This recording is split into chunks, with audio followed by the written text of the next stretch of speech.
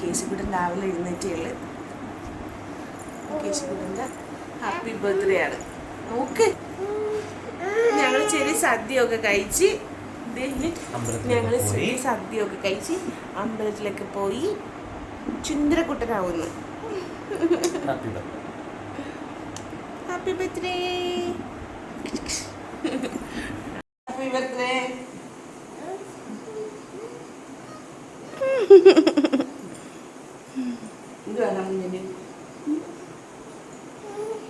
ഇപ്പം ഞങ്ങൾ അമ്പലത്തിലൊക്കെ പോകും. അമ്മനെ കാണാൻ ഭയങ്കര പുന്നാരം.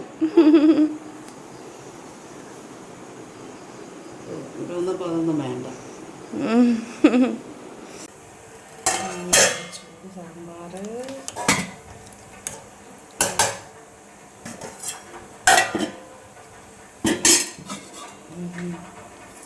പറക്കുന്ന ഇഡലി.